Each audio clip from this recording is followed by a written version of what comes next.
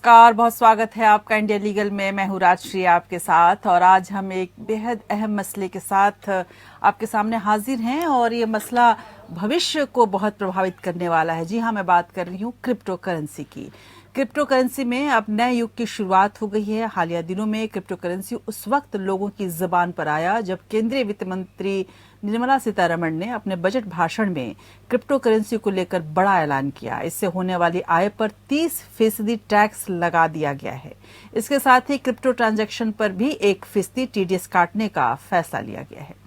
वित्त मंत्री ने साफ किया कि आरबीआई की ओर से जारी होने वाले डिजिटल रुपए को ही डिजिटल करेंसी माना जाएगा, जबकि बिटकॉइन जैसे क्रिप्टो करेंसी को असेट माना जाएगा और इससे होने वाली कमाई पर टैक्स लगेगा। यानी कि सरकार ने क्रिप्टो करेंसी में निवेश को सट्टे की तरह माना है और इसके इस्तेमाल से होने वाले नुकसान पर सरकार की कोई जिम्मेदारी नहीं होगी। क्रिप्टो करेंसी डिजिटल करेंसी होती है। यह इंटरनेट पर वर्चुअल रूप में मौजूद होता है। ऑनलाइन माध्यम से दुनिया भर में इसका लेन देन किया जा सकता है। सरकार की लगातार चेतावनियों के बावजूद भारत में क्रिप्टो करेंसी में निवेश लगातार बढ़ रहा है। यही कारण है कि देश में करीब 10.5 करोड़ क्रिप्टो निवेशक हो चुके हैं। फरवरी 2018 तक भारत में क्रिप्टो करेंसी के कारोबार में 50 लाख ट्रेडर और 24 एक्सचेंज सक्रिय थे। दुनिया के कई रेगुलेटरी संस्थाएं प्रमुख क्रिप्टो करेंसी बिटकॉइन में ट्रेडिंग के खिलाफ चेतावनी दे चुकी हैं, जबकि कुछ देश इसके समर्थन में हैं। 2017 में जापान ने बिटकॉइन को वैध करेंसी का दर्जा दिया। इसके पहले वो अवैध माना जाता था। क्रिप्टो करेंसी पर कानूनी जंग भी हो चुकी है।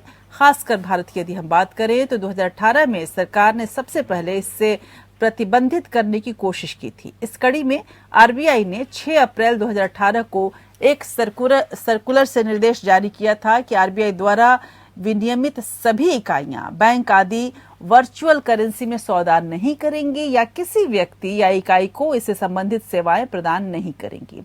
ये मामला सुप्रीम कोर्ट में पहुंचा और सुप्रीम कोर्ट ने माना कि आरबीआई अधिनियम 1934 की धारा 3(1) में जिक्र जो है वो है मुद्रा का प्रबंधन। केवल कानूनी रूप से मान्यता प्राप्त मुद्रा के प्रबंधन तक ही ये सीमित नहीं था, बल्कि आरबीआई के पास डिजिटल मुद्राओं को विनियमित करने की भी शक्ति थी। मार्च 2020 में सुप्रीम कोर्ट ने बैंकिंग लेन देन में क्रिप्टो करेंसी और बिटकॉइन आदि पर पूरी तरह से रोक लगाने वाले रिजर्व बैंक के सर्कुलर को निरस्त कर दिया। इस तरह से सुप्रीम कोर्ट ने क्रिप्टो करेंसी में ट्रेड का रास्ता खोल दिया। सुप्रीम कोर्ट के फैसले के बाद सरकार ने अपनी नीति में बदलाव किया और क्रिप्टो करेंसी को बैन करने के बजाय इसे रेगुलेट करने का फैसला किया। इसी कड़ी में बजट में क्रिप्टो करेंसी पर टैक्स लगाया गया और अब संसद के शीतकालीन सत्र में पेश करने के लिए आधिकारिक crypto currency and regulation of official digital currency bill 2021 तैयार किया जा रहा है। बिल के जरिए आधिकारिक डिजिटल मुद्रा के निर्माण के लिए एक सुविधाजनक ढांचा तैयार करने की कोशिश है। विधेयक में सभी निजी क्रिप्टो करेंसी को रेगुलेट करने का भी प्रयास किया जाएगा। क्रिप्टो करेंसी और तमाम वर्चुअल करेंसी सरकार के कंट्रोल में नहीं है। ऐसे में इनसे अर्थव्यवस्था और उपभोक्ता दोनों को खतरा है, ये तमाम जानकार भी कहते हैं। आज हम इसी खतरे को समझने की कोशिश करेंगे और इसके कानूनी पहलुओं को जांचने की कोशिश करेंगे। क्रिप्टो करेंसी और तमाम वर्चुअल करेंसी को कैसे काम करती हैं, इससे कानून कहां तक प्रभावित होता है, इसको कैसे रेगुलेट करने की जरूरत है, ये तमाम चीजें समझेंगे। इसमें निवेश के तंत्र को भी जानेंगे और जानेंगे कि निवेश करने से क्या फायदे और नुकसान है और ये इस फायदे नुकसान के बीच कहां तक हम कानून का पालन कर रहे हैं और कहां हम इसके परे चले जाते हैं और जो हमारे लिए भारी पड़ सकता है।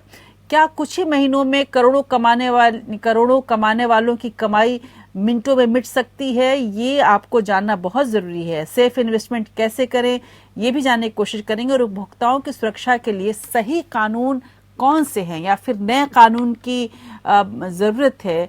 अर्थव्यवस्था के लिए क्या खतरे हैं, दुनिया में क्रिप्टो करेंसी पर कौन सी कानून है, ये तमाम चीजें हम आज जानेंगे, आपके सामने रखेंगे, ताकि आप इस भविष्य में होने वाले सबसे बड़े बदलाव के लिए तैयार हो सकें और कानूनी पहलुओं को समझकर आप सही रास्ते पर रह सकें। लेकिन आगे बढ़ने से पहले एक खास report.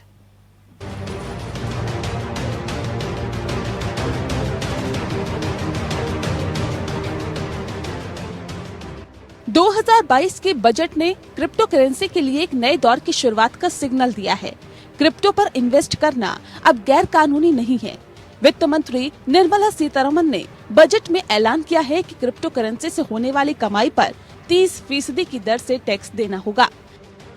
For the taxation of virtual digital assets, I propose to provide that any income from transfer of any virtual digital asset shall be taxed at the rate of 30%, 30%. No deduction in respect of any expenditure or allowance shall be allowed while computing such income except cost of acquisition. खास बात है कि central bank यानी reserve bank भी अपने digital currency जल्द ही launch करने जा रही है। बजट 2022 में क्रिप्टो करेंसी को लेकर लंबे समय से चली आ रही अनिश्चितता दूर हुई है।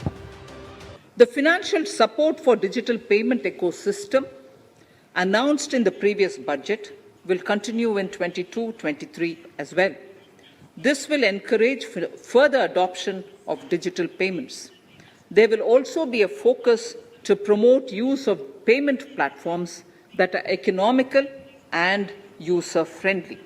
It is proposed to set up 75 digital banking units in 75 districts of the country by scheduled commercial banks. वित्त मंत्री ने साफ किया है कि आरबीआई की ओर से जारी होने वाले डिजिटल रुपए को ही डिजिटल करेंसी माना जाएगा, लेकिन भारतीय रिजर्व बैंक क्रिप्टो करेंसी के प्रति आशंकित है। अर्थव्यवस्था पर इसके कई खतरे हैं।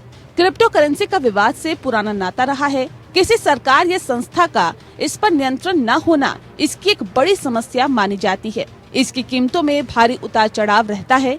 इस करेंसी का इस्तेमाल ड्रग सप्लाई और हथियारों की अवैध खरीद फरोख्त जैसे अवैध कामों के लिए किया जा सकता है।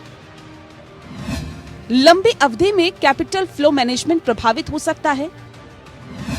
भारी उतार चढ़ाव के कारण धोखाधड़ी का खतरा, प्राइवेट क्रिप्टो करेंसी से ग्राहक की सुरक्षा के लिए खतरा, क्रिप्टो करेंसी से टेरर फंडिंग और मनी लॉन्ड्रिंग का खतरा, क्रिप्टो करेंसी से वित्तीय स्थिरता को खतरा।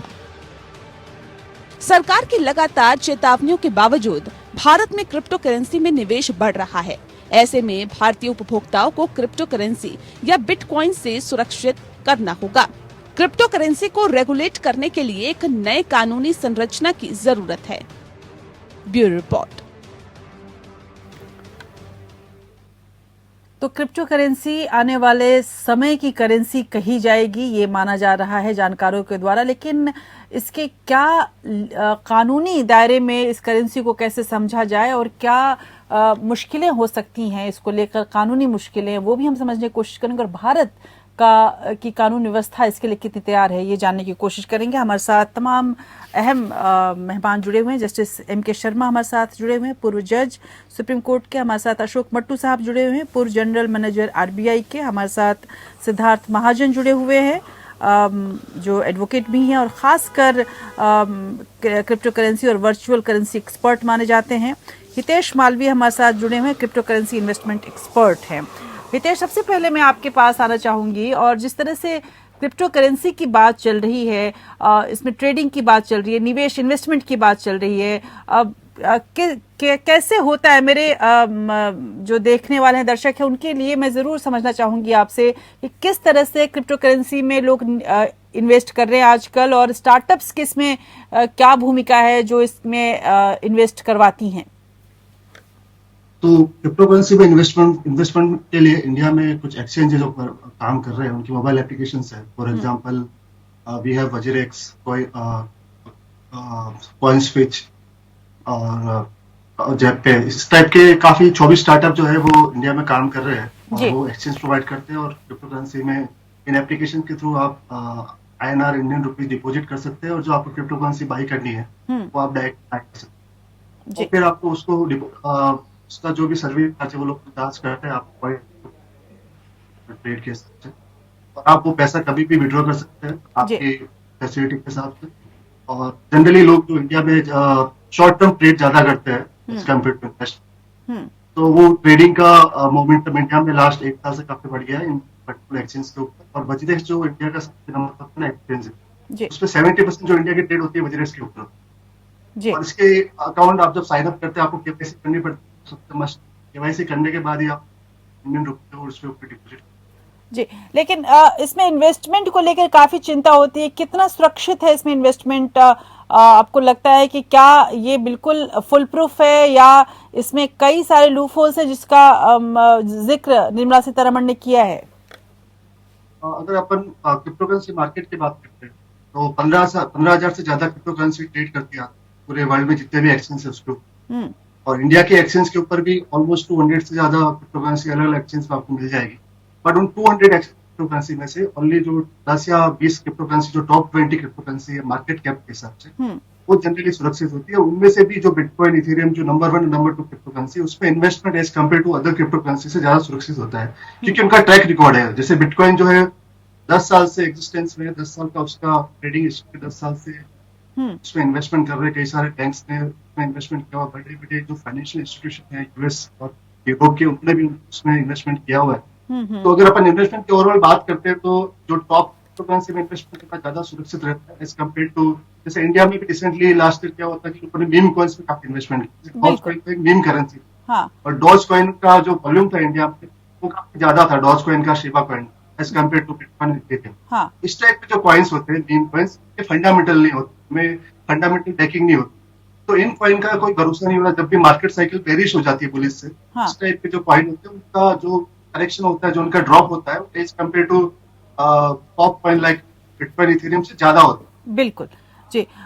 मट्टू साहब, यहाँ पर एक बड़ा सवाल है, लोगों के बीच कंफ्यूजन भी है कि जब हम डिजिटल करेंसी कहते हैं, क्रिप्टो करेंसी की बात हम करते हैं और डिजिटल करेंसी की बात करते हैं, तो एक तो उसमें अंतर क्या है और क्या आरबीआई जो डिजिटल करेंसी लेकर आने वाला है उसका विजन जो है क्या वो इसी तरीके का है कुछ, या फिर उसमें कुछ आपके हिसाब से आरबीआई की डिजिटल करेंसी होनी भी चाहिए या नहीं?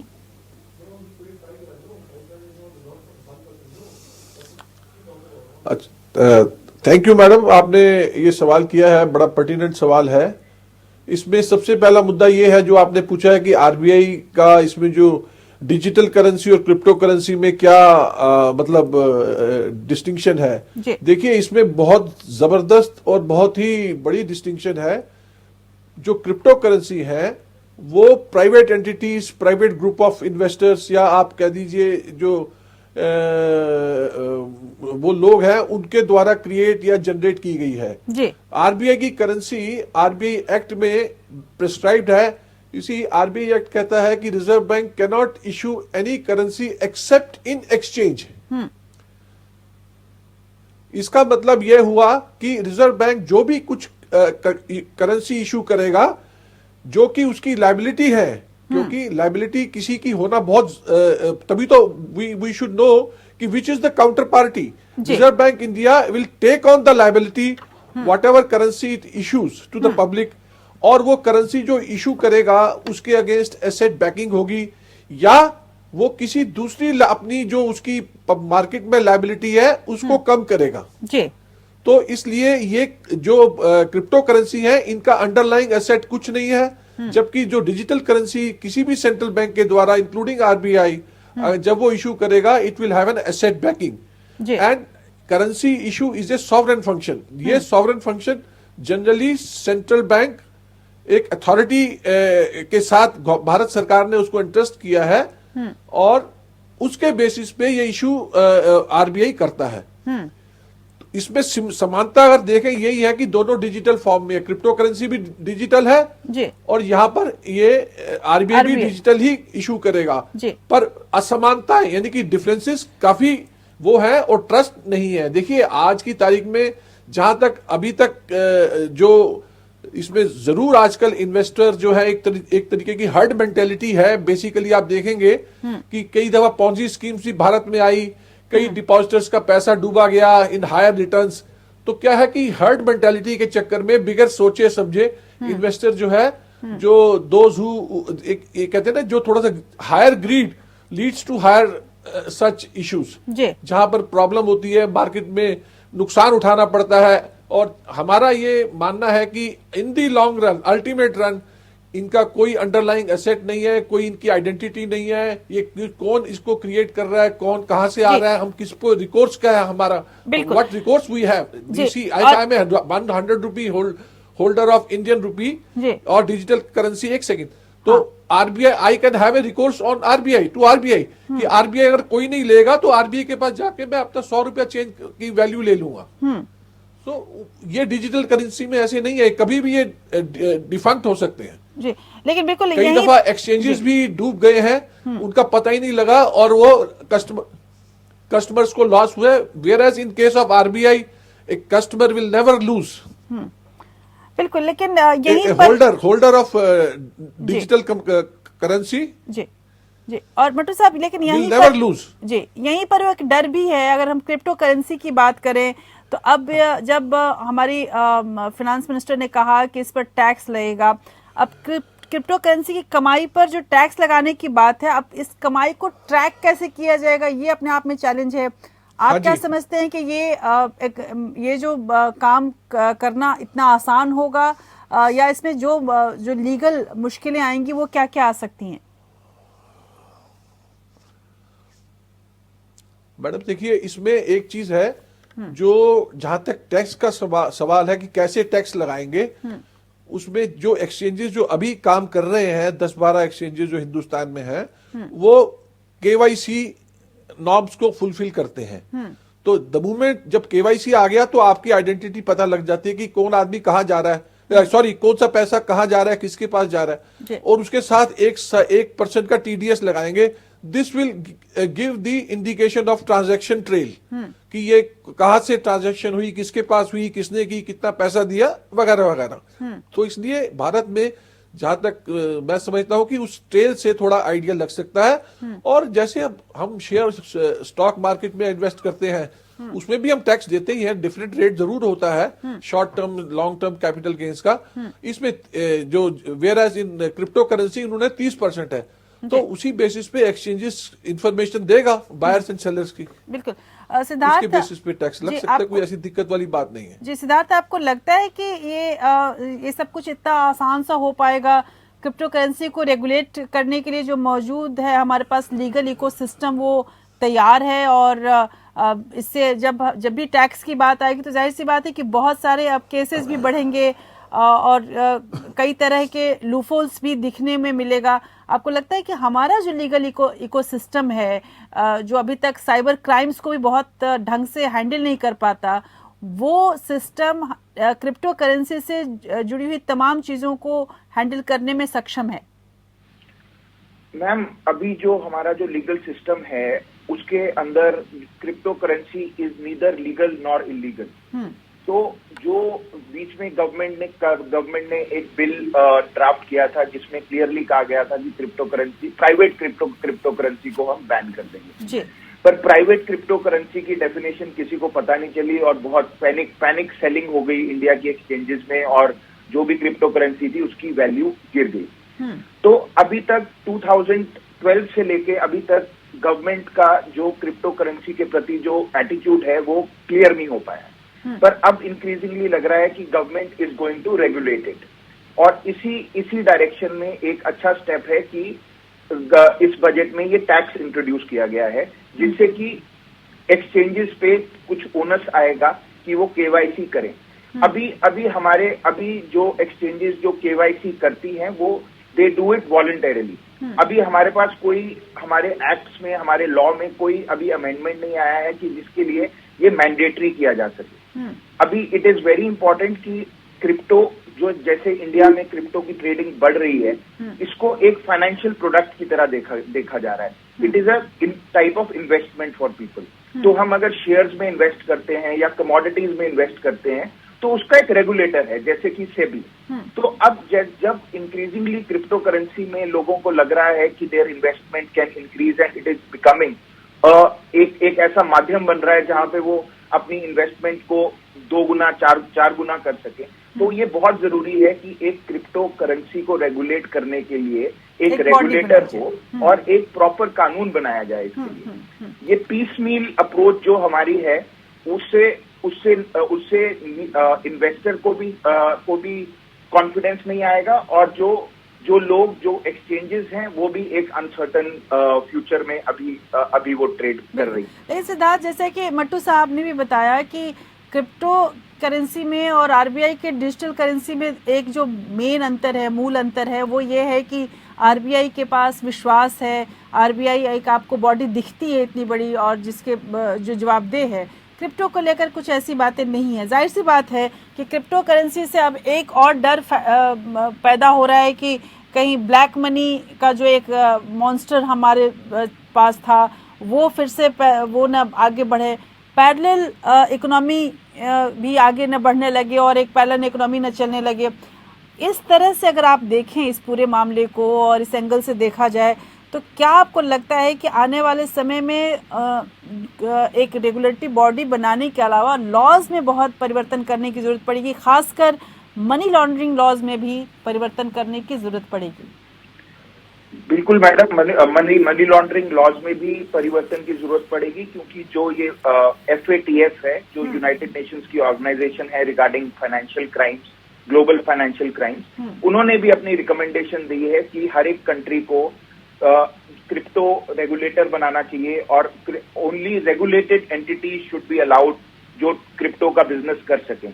जैसे स्टॉक एक्सचेंजेस हैं, they are regulated by SEBI.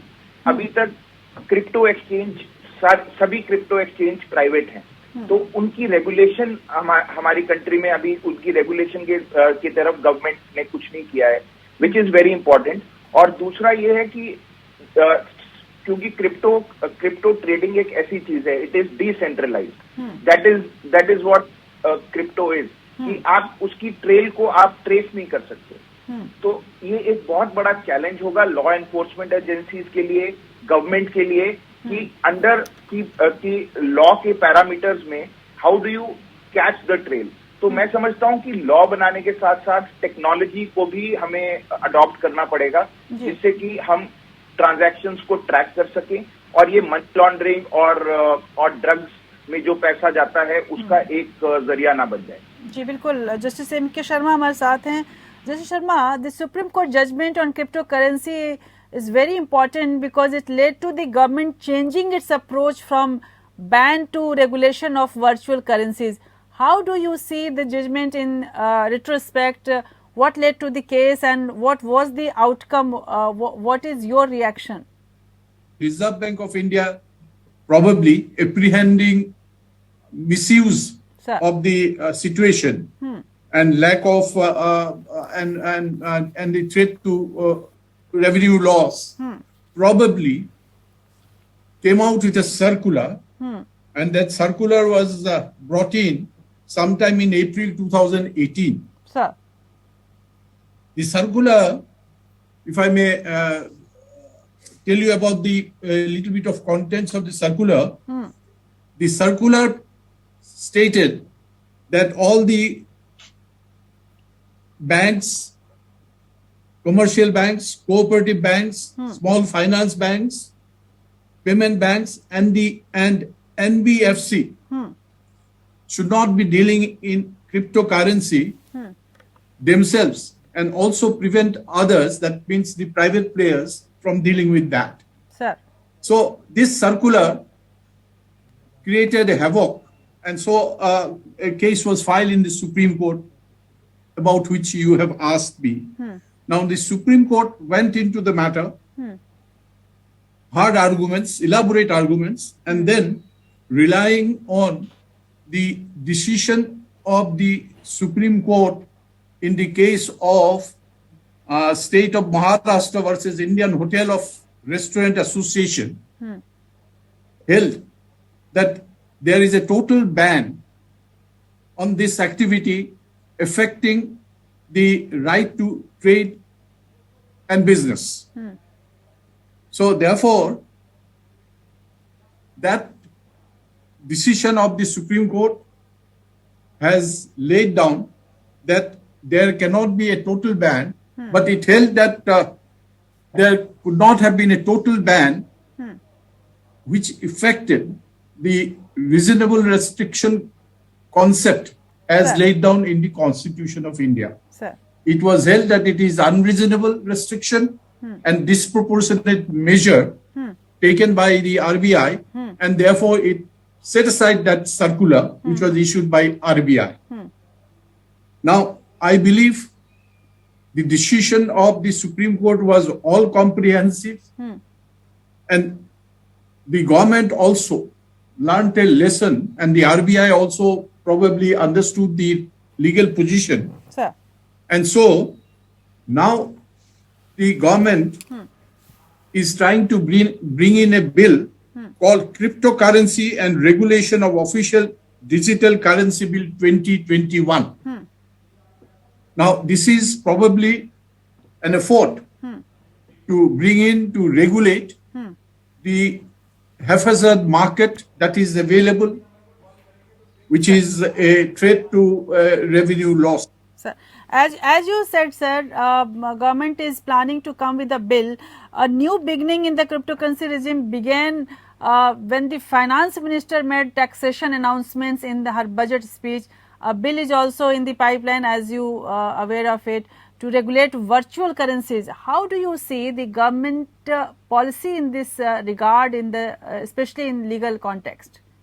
Government, after the decision of the Supreme Court, the government has also become conscious of the required in this aspect. So therefore, they have given some idea about it, although not very broadly, in the budget speech of the finance minister, and also in the budget, sir, about the digital rupee and all that. So I believe they now know as to what is to be done to regulate and not total ban on the matter, so as to banning all efforts and all activities of the banks in this regard. So I believe that bill must have made certain provisions in this regard also. But as I said earlier also, there must be widespread discussion on this. There should be consultation with the stakeholders. There should be consultation with the known economists of the country, sir, before the bill is put into the House for consideration. Sir. And then RBI, the Supreme Court has also held that RBI definitely has a regulatory authority to monitor the credit system in India. So far, usual economic consideration is concerned, the traditional economy is concerned. Bilkul, ji. Now, similarly, the same concept could be extended to digital currency also, but without putting a total prohibition, as pointed out by the Supreme Court. Ji. Reference of in the budget of the finance minister and the government of India to user of cryptocurrency is very welcome. We are definitely moving into a new world. All the people will have to be aware of the user of the cryptocurrency. And so I believe that in the near future, we'll have a very well-planned act to monitor all activities, so that the situation that we have gained, or the advantages that we have gained, is not पवन दुग्गल भी हमारे साथ जुड़े हुए हैं। पवन Duggal IT विशेषज्ञ भी हैं और विशेषकर साइबर कानूनों के जानकार भी हैं। दुग्गल साहब, क्रिप्टो करेंसी को लेकर बहुत हाय तौबा मची है। तमाम हमारे जो पैनलिस्ट हैं वो ये मानते हैं कि आरबीआई की डिजिटल करेंसी तो फिर भी एक विश्वसनीय करेंसी होगी, लेकिन क्रिप्टो करेंसी की जब हम बात करेंगे, बहुत सारी चीज़ों पर हमें सोचने की ज़रूरत पड़ेगी। जो मेरा कंसर्न है वो ये भी है, जो रिसर्च मैंने किया और जो जानकारों का मानना है वो ये भी है कि क्रिप्टो करेंसी के इस्तेमाल में डेटा थिप और प्राइवेसी का भी मसला है, और ये अगर ये मसला है तो ये कितना गंभीर है, इससे कैसे हम बचेंगे, किस तरह से सुरक्षित रखा जाए, ये एक अलग इशू बनेगा जो कि बाद में साइबर लॉ की ओर आगे बढ़ जाएगा। क्या आप देखते हैं कि वाकई इस तरह के खतरे अब आएंगे? देखिए, आज आपने क्रिप्टो करेंसी को हाँ तो बोल दिया, या क्रिप्टो एसेट्स को हाँ बोल दिया क्योंकि आपको 30% टैक्स देंगे, लेकिन अगर आपने अपना बुनियादी होमवर्क नहीं किया है तो उसका सीधा तात्पर्य ये है कि अभी भविष्य में बहुत सारी चुनौतियां आनी बाकी हैं।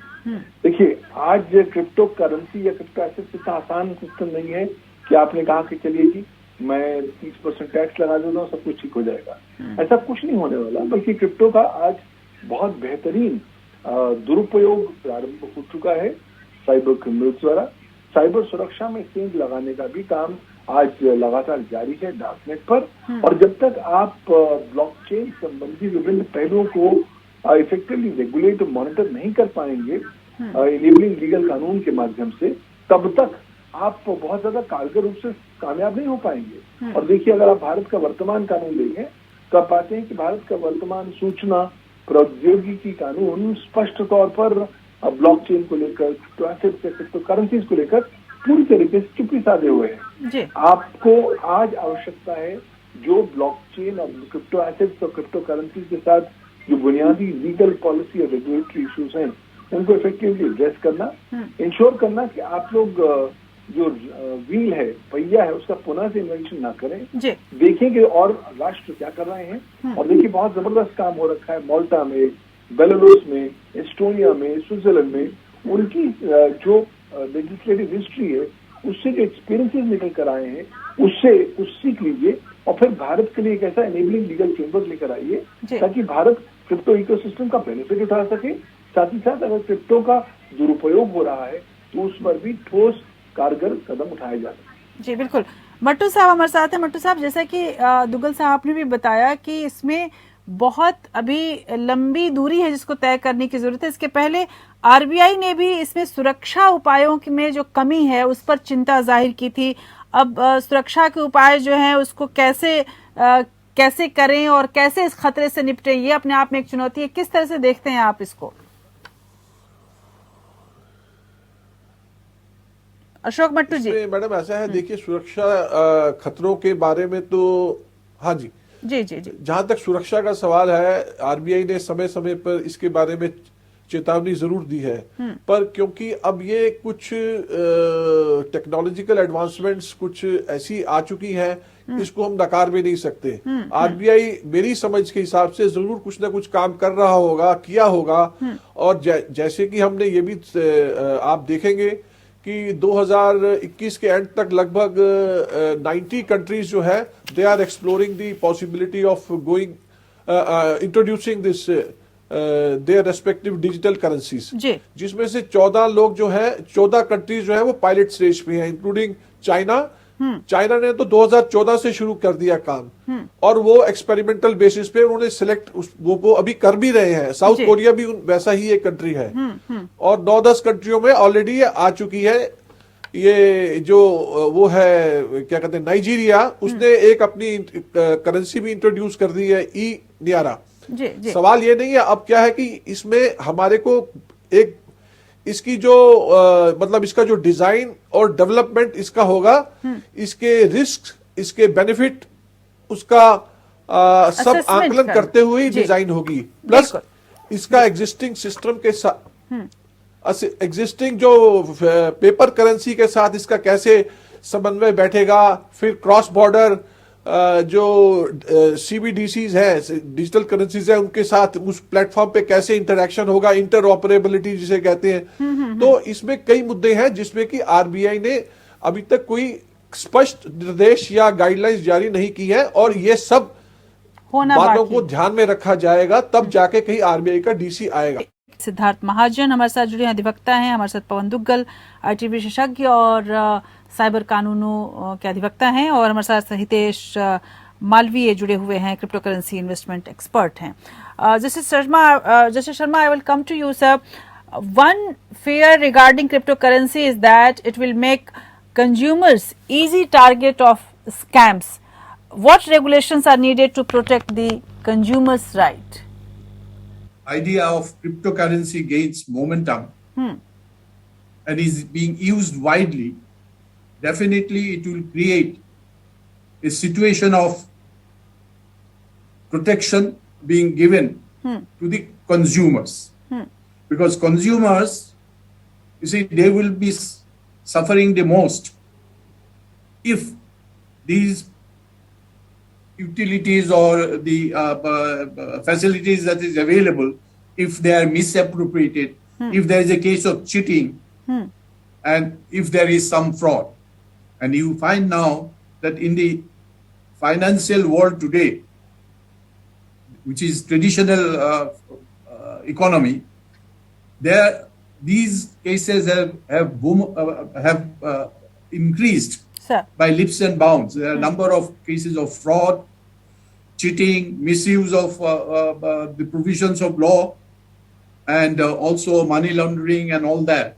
Sir So these are to be rooted out so as to give full protection to the consumer. And Sir. therefore, not only the Consumer Protection Act will have to be amended, some of the provisions, but also some provisions will have to be brought in to give protection to the consumers of our country sir from the ill effects of user of digital currency. Sir Hitesh, जब scam की बात चल रही है, consumers के rights की protection की बात चल रही है, तो वो सबसे ये सारा मामला तभी शुरू होगा जब निवेशक के साथ कुछ धोखा होगा। आपको लगता है कि इसमें बहुत सारे खतरे भी हैं इसमें इन्वेस्ट करने में क्रिप्टो करेंसी को लेकर, और वाकई इस तरह की स्थिति पैदा हो सकती है, और अगर ऐसा है तो कौन सी सावधानी बरतनी चाहिए? कोई भी नई टेक्नोलॉजी जब इमर्ज होती है तो जो बैड एक्टर्स होते हैं वो उसको सबसे पहले अडॉप्ट करते हैं। तो वही क्रिप्टो करेंसी के साथ भी हुआ है। तो अभी इवन इंडिया के ऊपर बात करते हैं तो लास्ट 5 इयर्स में बहुत सारी एमएलएम कंपनीज ने अपनी क्रिप्टो करेंसी लॉन्च की थी। इंडिया में एक बहुत बड़ा स्कैम हो चुका है, अगेन बिटकॉइन का स्कैम हुआ था, उसमें 10,000 करोड़ से भी ज्यादा इन्वेस्टमेंट लोगों का जो है वो डूब गया था। और ऐसी स्कैम जो है आपको हर टियर 2 टियर 3 सिटी पर मिल जाएगी। लोग अपनी खुद की करेंसी बना के वो प्रॉमिस सेल करते हैं कि हमारी क्रिप्टो करेंसी बिटकॉइन जितनी ज्यादा आगे जाके बड़ी हो जाएगी। जनरली ऐसा होता नहीं है, और ऐसे कई सारे एजुकेशन की कमी की वजह से कई सारे जो इनोसेंट इन्वेस्टर जो होते हैं वो ग्रेड की वजह से ऐसे प्रोजेक्ट के अंदर इन्वेस्टमेंट कर लेते हैं, उनका पैसा भी डूब जाता है। तो इंडिया की गवर्नमेंट को एक एजुकेशनल फ्रेमवर्क पे काम करने की जरूरत है। उनको एक एजुकेशनल फ्रेमवर्क बनाना चाहिए, लोग अवेयर करना चाहिए, उनको एजुकेट करना चाहिए कि क्रिप्टो करेंसी कैसे काम करती है, ब्लॉकचेन कैसे काम करता है, टेक्नोलॉजी कैसे काम करती है। तो उनको थोड़ा सा आइडिया लगेगा कि कैसे प्रोजेक्ट में आपको इन्वेस्ट करना चाहिए, और इस प्रोजेक्ट को आपको जब ये क्लियर हो जाएगा तो काफी ज्यादा जो पैसा आज के टाइम में बोगस प्रोजेक्ट के अंदर जा रहा है बच जाएगा। क्रिप्टो करेंसी मतलब ओवरऑल पूरा खराब नहीं है, बट क्रिप्टो करेंसी काफी बड़ा मार्केट, बहुत सारी करेंसी जो है वो आज के टाइम में बोगस है। जी जी बिल्कुल, वैल्यू प्रोवाइड नहीं कर रही। बिल्कुल मट्टू साहब, जी मट्टू साहब, यहाँ पर एक बड़ी जैसे कि बताया हितेश ने कि बहुत ऐसा नहीं कि सब कुछ वहाँ ठीक चल रहा है, आपने भी यही बात कही, लेकिन अगर अब ट्रेडिंग की हम बात कर रहे हैं, दो चीजें बहुत इंपॉर्टेंट है। एक तो ये है कि crypto currency and regulation of official digital currency bill 2021 जो आने वाला है, अब इन सब चीजों को ध्यान में रखकर किस तरह के प्रावधान इसमें करने चाहिए, ये बड़ा इंपॉर्टेंट रहेगा, ये बड़ी चुनौती रहेगी सरकार के पास। वो क्या हो सकती है, इस पर भी आप जरूर बताएं। और साथ ही एक और जो बड़ा मामला है कि अभी तक अगर हम क्रिप्टो करेंसी की ट्रेडिंग की बात करें, अभी तमाम ट्रेडिंग के लिए हमारे पास जो सेबी जो है रेगुलेटरी अथॉरिटी रही है। जब तक कोई ऐसी अथॉरिटी नहीं बनती है तो ऐसे में सेबी की क्या भूमिका रह सकती है? और साथ ही अब इसमें भी लगभग 24 ऐसी एक्सचेंज एजेंसीज बन गई हैं जो स्टार्टअप्स हैं, खासकर क्रिप्टो करेंसी को लेकर। इनको रेगुलेट कैसे किया जा सकता है जब तक कि हम नई व्यवस्था में नहीं जाते हैं? मैडम देखिए, जैसे ये नवंबर में बिल आने वाला था पहले, और वो इस समय जो विंटर सेशन के पिछले साल वाले में आने वाला था, वो इस साल के बजट सेशन में भी इस बिल के बारे में कोई अभी क्लैरिटी नहीं है जी।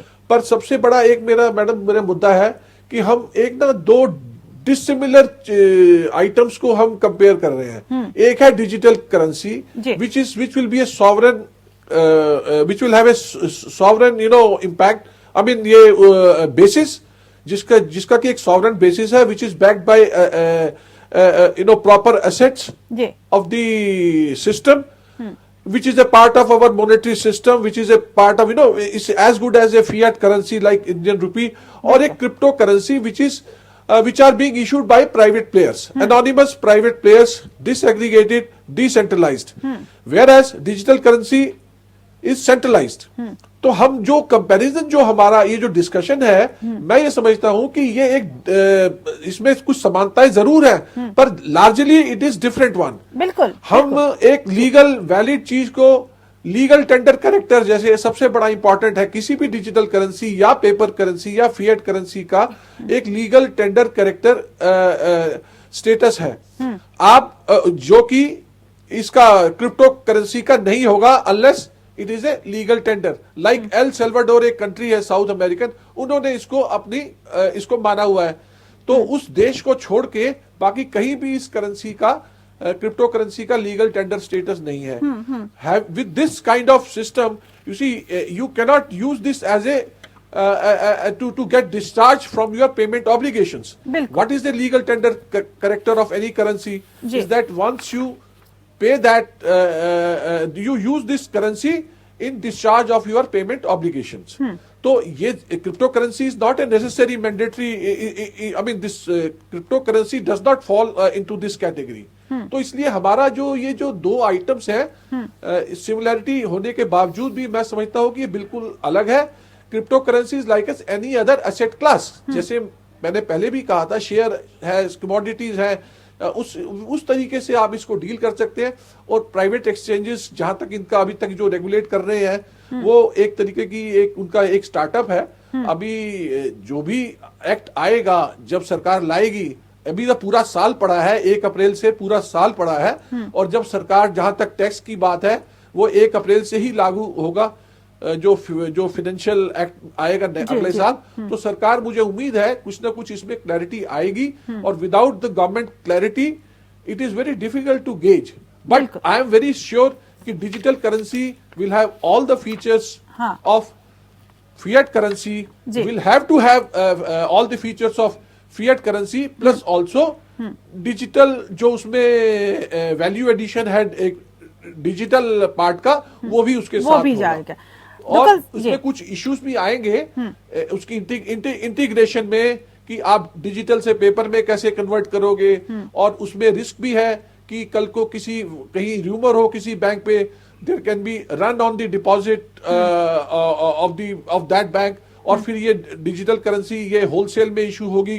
फाइनेंशियल इंटरमीडियरीज हैं जैसे बैंक्स हैं कि डायरेक्ट कस्टमर इसको ये मतलब आम जनता को इशू होगी। उसके बड़े कॉम्प्लिकेटेड इश्यूज हैं जो कि central bank that is Reserve Bank of India, it will take care into account all these modalities. और जब क्लैरिटी आएगी इसमें तब बहुत अच्छी चर्चा हो सकेगी। और उसकी बिल्कुल। लेकिन अभी अगर हम क्रिप्टो करेंसी की बात करें तो पवन साहब, इसमें एक और बड़ी इशू है, वो है कि इंटेलेक्चुअल प्रॉपर्टी राइट्स प्रोटेक्शन की भी बात चल रही है कि इसमें बिटकॉइन जैसे एक आई, उसी तरह से तमाम क्रिप्टो करेंसीज आई हैं। ये कहा जा रहा है कि एक ही इंटेलेक्चुअल प्रॉपर्टी राइट्स का इसमें हनन के बहुत सारे मामले आ रहे हैं। इससे कैसे निपटा जाएगा और क्या इसके लिए हमारा लीगल इकोसिस्टम अभी तैयार है? देखिए, आज की तारीख में हमारा लीगल इकोसिस्टम बिल्कुल भी तैयार नहीं है इस तरह के ब्लॉकचेन संबंधी लीगल चुनौतियों से डील करने के लिए। उसका कारण ये है कि हमने आज तक ब्लॉकचेन को बहुत ज्यादा सीरियसली लिया नहीं राष्ट्र होने के नाते। और यही कारणवश है कि हमने एक राष्ट्रीय पॉलिसी, एक राष्ट्रीय स्ट्रैटेजी, अप्रोच नहीं बनाई। अब क्योंकि पानी सिर के ऊपर चला गया है, अब कोई आपके पास ऑप्शन नहीं है, तो आप नीड रिएक्शन करवाएं। लेकिन अल्टीमेटली अगर आप देखें, मोल्टा का मैं उदाहरण लेना चाहूंगा। मोल्टा एक आइलैंड राष्ट्र है, इसने 3 विशिष्ट प्रकार के कानून ब्लॉकचेन को लेकर पारित किए और अब वो दुनिया का ब्लॉकचेन आइलैंड कैपिटल माना जाता है। और उन 3 कानूनों के माध्यम से उन्होंने विभिन्न प्रकार की लीगल फ्रेमवर्क्स बनाए जो ब्लॉकचेन पर आधारित विभिन्न प्रकार की सेवाओं को लीगल मान्यता देते हैं और उसको इफेक्टिवली रेगुलेट करने का प्रयास करते हैं। अगर आप ब्लॉकचेन पर किसी व्यक्ति के इंटेलेक्चुअल प्रॉपर्टी राइट्स का हनन करते हैं तो उसके लिए भी कानूनी परिस्थितियों का वहां पर प्रावधान किया गया है। भारतवर्ष में अभी केवल वर्तमान कानून है, चाहे वो कॉपीराइट एक्ट हो, ट्रेडमार्क एक्ट हो या पेटेंट एक्ट हो, लेकिन ये कानून पुराने बने हुए हैं। इनमें संशोधन भी कुछ साल पहले ही आया था। लेकिन तब तक ब्लॉकचेन एक इकोसिस्टम के तौर पर, एक पैराडाइम के तौर पर उभरा नहीं था। लेकिन आज जब इतनी जबरदस्त चुनौतियां आ गई हैं, मुझे लगता है कि कानून को पुनः से संशोधित करने की आवश्यकता है ताकि उसमें ब्लॉकचेन संबंधी जो आईपीआर रिलेटेड वायलेटिव इश्यूज हैं उनको आप अप्रोप्रिएटली एड्रेस कर सकें। साथ ही साथ कहीं ना कहीं लोगों को एक गलतफहमी रहती है कि साहब ब्लॉकचेन है तो सुरक्षित है। इस तरह की चीज नहीं है। हम देख रहे हैं कि ब्लॉकचेन का इस्तेमाल किया जा रहा है साइबर सुरक्षा में सेंध लगाने के लिए भी, तो उस पहलू को भी अप्रोप्रिएटली एड्रेस करने की आवश्यकता है कानूनी प्रावधानों द्वारा। क्योंकि वर्तमान सूचना प्रौद्योगिकी कानून ब्लॉकचेन संबंधित पहलुओं को बहुत ज्यादा इफेक्टिवली टैकल या डील नहीं कर रहा है। जी बिल्कुल। सिद्धार्थ, एक और मसला है, जैसा कि पवन दुग्गल ने बताया कि हमारा लीगल इकोसिस्टम अभी इसके लिए तैयार ही नहीं। और दरअसल आज हम जिस चीज़ पर बहस कर रहे हैं, क्रिप्टो करेंसी, ऐसा लग रहा है कि हम बहुत फ्यूचर के तमाम ख़तरों से भविष्य में और अभी तक भी जो हो चुके, कई स्कैम हो भी चुके हैं, उन सारे ख़तरों को तो झेल रहे हैं, पर उसके लिए हम रेडी नहीं है। हमारे जो लीगल अभी जो हमारे कानूनी प्रावधान है वो अभी उसके हिसाब से बहुत पुराने हैं। जो एक और मैं ध्यान दिलाना चाहूँगी कि जो कॉन्ट्रैक्चुअल इश्यूज हैं क्रिप्टो करेंसी के मद्देनज़र भी, वो जाहिर सी बात है कि स्मार्ट कॉन्ट्रैक्ट की जो बात होती है वो तमाम चीज़ें अपने आप इसके हनन की बातें बढ़ जाएंगी। अभी तक ये था कि स्मार्ट कॉन्ट्रैक्ट वो है जिसमें ऑटोमेटिक भुगतान हो जाएगा। अब जो है क्रिप्टो करेंसी को लेकर, जैसा मट्टू साहब ने भी बोला कि एक अगर डिजिटल करेंसी की बात करें और क्रिप्टो करेंसी की बात करें तो सबसे बड़ा अंतर ये है कि आरबीआई के डिजिटल करेंसी में तो एक आरबीआई जैसी संस्था खड़ी है, क्रिप्टो करेंसी में इस तरह की कोई विश्वसनीय संस्था नहीं है। ऐसे में आपको लगता है कि ये एक अलग हमें कानूनी जो पेच है उसमें फंसाएगा और इसके लिए अब कॉन्ट्रैक्चुअल इश्यूज को लेकर जो कानून है उस पर भी विचार करने की जरूरत पड़ेगी? मैम, जैसे बाकी पैनलिस्ट ने भी कहा है कि हमें एक स्पेसिफाइड ब्लॉकचेन से रिलेटेड कानून चाहिए। हम ब्लॉकचेन के बहुत सारे यूज केस हैं, हम सिर्फ एक क्रिप्टो करेंसी पे फोकस करते हैं। क्रिप्टो करेंसी सिर्फ एक चीज है, एक पहलू है ब्लॉकचेन का, बट ब्लॉकचेन का बिजनेस में बहुत ज्यादा यूज हो सकता है। स्मार्ट कॉन्ट्रैक्ट एक ऐसी चीज है जो ब्लॉकचेन के जरिए पेमेंट्स बड़े आराम से हो सकती हैं और आपके इंटरमीडियरीज जो भी एक ट्रांजैक्शन में होते हैं वो कम हो सकते हैं। तो इन सब चीजों को कैप्चर करने के लिए हमारा जो अभी जो कानून है, चाहे वो इंडियन कॉन्ट्रैक्ट एक्ट हो या आईटी एक्ट हो, ये सफिशिएंट नहीं है। हमें ब्लॉकचेन स्पेसिफिक रेगुलेशंस लाने पड़ेंगे। हमें ब्लॉकचेन को सेंटर में रख के वो कानून बनाने पड़ेंगे। हमें थोड़ा सा फ्यूचर में सोचना पड़ेगा कि क्या क्या ब्लॉकचेन के यूज हो सकते हैं और उन यूजेस को देखते हुए उसमें क्या क्या टेक्निकलिटीज आ सकती हैं। जी। जैसे माल्टा का एग्जांपल दिया, वैसे स्विट्जरलैंड है और भी काफी देश हैं, एस्टोनिया है, जहां पे ऐसे कानून बन चुके हैं। और उन कंट्रीज के हमें लॉज जो हैं वो हमें स्टडी करने चाहिए और उस हिसाब से हमें अपने लॉज और रेगुलेशंस बनाने चाहिए, जिससे कि हम सिर्फ जो आज हो रहा है सिर्फ हम उसको ना टैकल करें, क्योंकि ये टेक्नोलॉजी बहुत तेजी से बदल रही है और जितने यूज केस बनते जा रहे हैं हमें अपने कानूनों को थोड़ा सा फ्यूचरिस्टिक बनाना पड़ेगा, जिससे कि ऐसा ना हो कि हर 2 साल बाद हमारा कानून हमें दोबारा उसको बदलने की जरूरत पड़े। क्योंकि अगर वैसा होगा तो फिर वो बिजनेस के लिए ठीक नहीं होता, क्योंकि बिजनेस डू नॉट लाइक कि कानून इतनी तेजी से बदला जाए। तो यस, हमें ब्लॉकचेन को सेंटर में रख के अपने काफी कानून हमें चेंज करने पड़ेंगे ताकि हम ब्लॉकचेन को अडॉप्ट कर सकें और इंडिया में उसका बेनिफिट उठा सकें। जी। हितेश, डिजिटल वैलेट की भी बात हो रही थी। मैं दर्शकों के लिए जरूर जानना चाहूंगी क्रिप्टो करेंसी के मद्देनजर डिजिटल वैलेट क्या होता है और कितना सुरक्षित रहेगा ये, अगर हम अभी की बात कर रहे हैं क्रिप्टो करेंसी को जोड़कर?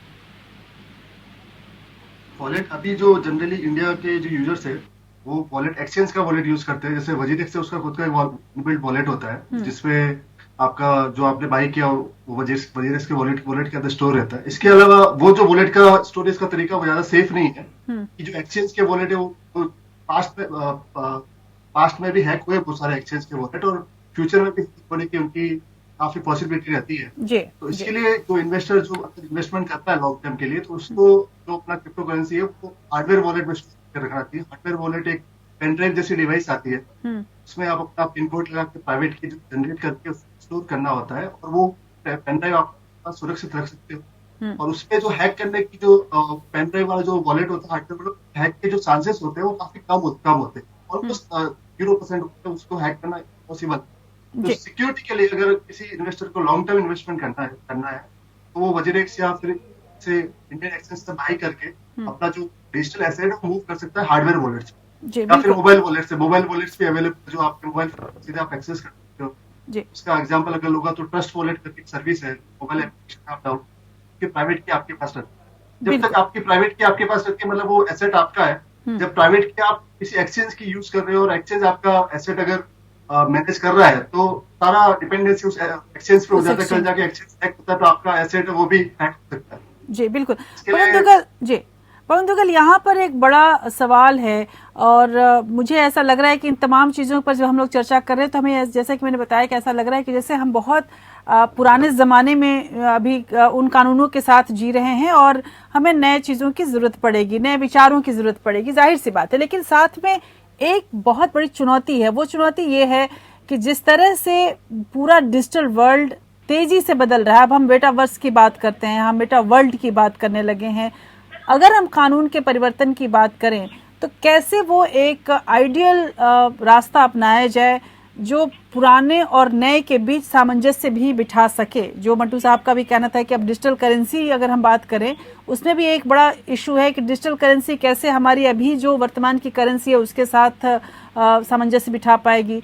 उधर क्रिप्टो की अगर हम बात करें तो उसमें रोज इतने परिवर्तन हो रहे हैं कि ऐसे किस तरह से ऐसे कानून को इवॉल्व किया जाए जो फ्यूचरिस्टिक हो, जो हर वक्त न बदला जाए और हम इस तरह से चल सकें। किस तरह के उदाहरण लिए जाएं कि हम इस तरह से चल सकें कि आने वाले भविष्य की चुनौतियों का सामना कर सकें। देखिए, एक बात तो सुनिश्चित है कि जब भी आप टेक्नोलॉजी और कानून की बात करते हैं तो टेक्नोलॉजी लगभग कानून से 15 या 20 कदम आगे चलती है जी। इसलिए ये कहना कि साहब हर वक्त टेक्नोलॉजी बदलेगी तो हम अपना कानून बदलेंगे, ये संभव नहीं हो पाता। इसलिए आवश्यकता होता है कि जब आप कानून के प्रावधानों को लेकर आए तो कोशिश करें कि उनको जितना ब्रॉड आप बना सके उतना अच्छा है, जितना फ्यूचरिस्टिक बना सके और जितना टेक्नोलॉजी न्यूट्रल बना सके उतना जरूरी होगा।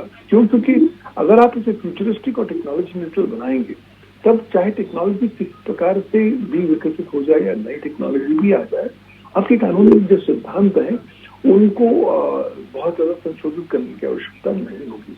अब यहाँ पर दूरदर्शिता की बात आती है पॉलिसी मेकर्स की, सरकार की, सांसदों की, कि वो किस तरह की इस तरह की जो भाषा है कानून में उसका इस्तेमाल कर सके। तो मुझे लगता है ऐसा नहीं है कि कोई परफेक्ट लॉ है, लगभग सारे राष्ट्र ही इस दिशा में स्ट्रगल संघर्ष कर रहे हैं। इससे समस्या ये है कि आप हर एक कंट्री को अपना अलग ही स्ट्रैटेजी, अपनी अलग अप्रोच बनानी पड़ेगी। हमारी प्रॉब्लम ये है कि हम लोग एक बार कानून बना लेते हैं तो फिर समझते हैं कि कानून आजीवन रहने वाला है। उदाहरण के तौर पे जब आप इंफॉर्मेशन टेक्नोलॉजी एक्ट 2000 पर नजर डालें तो ये कानून भारत का एकमात्र मदर कानून है जो इलेक्ट्रॉनिक इकोसिस्टम को पूरी तरीके से डील करता है। लेकिन जब हमने इसको बनाया था तब उम्मीद थी कि शायद हर 2-3 साल में हम इसका संशोधन कर पाएंगे, लेकिन पिछले 22 सालों में हम उसे केवल एक बार ही संशोधित कर पाए, वो भी इसलिए क्योंकि मुंबई आक्रमण हो गए थे। कहीं ना कहीं पॉलिटिकल विल जो होती है वो लैक करती है कि आप बार बार कानून का संशोधन ला सकते हैं। सरकार को लगता है कि उसके पास और विशेष प्रकार की प्रायोरिटीज भी हैं। तो अब दायित्व बनता है कि हम जितने फ्यूचरिस्टिक लुकिंग लीगल प्रोविजंस को ला पाए और जितना विरोधाभास कानून में कम कर सकें उतना अच्छा होगा। कोशिश करें अब तो कोविड-19 आ चुका है, अब हमारी जिंदगी का हिस्सा बन चुका है इंटरनेट, इसलिए कोशिश करें फ्यूचरिस्टिक ब्रॉड प्रोविजंस का इस्तेमाल करें ताकि कम से कम आपको कानून को बदलने की आवश्यकता हो आने वाले समय में। जी, बहुत बहुत शुक्रिया आप सबों का मेरे साथ इस बहस में हिस्सा लेने के लिए। और जाहिर सी बात है कि जिस तरह की चुनौतियों का सामना अब हम करने वाले हैं भविष्य में, उसके लिए हमें एक बड़े और बृहद सोच की ज़रूरत है और हम ऐसे कानून को अब आने वाले समय में हम उस पर ज़रूर विचार करें जहां पर न केवल हम भविष्य की चुनौतियों का सामना कर सकें बल्कि वर्तमान के साथ सामंजस्य भी बिठा सकें। ऐसे में सरकार की जो घोषणाएं हैं, खासकर वित्त मंत्री ने जब घोषणा की कि क्रिप्टो करेंसी पर टैक्स लगेगा और टीडीएस भी कटेगा, ये घोषणा एक ऐसा लगता है कि अभी पूरी तैयारी के साथ नहीं हुई, क्योंकि जिस तरह से उसके बाद जब प्रेस कॉन्फ्रेंस किया वित्त मंत्री ने और उनसे सवाल ये पूछे गए कि किस तरह से डिजिटल करेंसी और क्रिप्टो करेंसी को रेगुलेट किया जाएगा, तो उन्होंने कहा कि अभी इस पर विचार चल रहा है। ऐसे में ये ज़रूर समझा जाना चाहिए कि सरकार कोई कदम उठाए उसके पहले ज़रूरी है कि वो इस पर पूरी तरह से विचार करे और इसके लिए हमारी न्यायिक व्यवस्था को उतना ही आधुनिक, उतना ही सक्षम बनने की जरूरत है। और इसके लिए पूरी तरह से जिसको कहा जाए एक आमूलचूल परिवर्तन करना पड़ेगा। ये इसके लिए अब हमें तैयार रहना चाहिए, क्योंकि तेजी से बढ़ते हुए इस आधुनिक विश्व में अब बहुत कुछ ऐसा है कि जो परंपरागत रूप से नहीं चल सकता, और परंपरा को तोड़कर नई चीज़ों पर विचार करने की ज़रूरत है। अब ये कम से कम क्रिप्टो करेंसी के मामले में तो समझ में आने लगा है। लेकिन देखना होगा कि अब इस रेगुलेटरी बिल में किस तरह की चीज़ों को सरकार डालती है। लेकिन अभी तक के जो स्थिति है उसके हिसाब से देखा जाए तो बहुत सारे हमारे ऐसे कानून हैं जो अगर इस वक्त क्रिप्टो करेंसी से जुड़े हुए कोई भी मामला आता है तो उन्हीं कानूनों के तहत हम उनको आंकते हैं और उन्हीं कानूनों के तहत ये मामले चलेंगे। उसमें भी परिवर्तन की गुंजाइश पूरी है, और ऐसे में अदालतों के और न्यायाधीशों के विवेक पर हम ज़्यादा विश्वास करें। यही सबसे सुगम रास्ता होगा। उम्मीद है कि हमारी न्यायिक व्यवस्था आने वाले दिनों की चुनौतियों का सामना करने के लिए उतनी ही सक्षम रहेगी जितनी आज वो सक्षम है, और उतनी ही तेजी से इन तमाम मामलों में को देखते हुए अपने आप को परिवर्तित कर पाएगी जितनी की ज़रूरत है।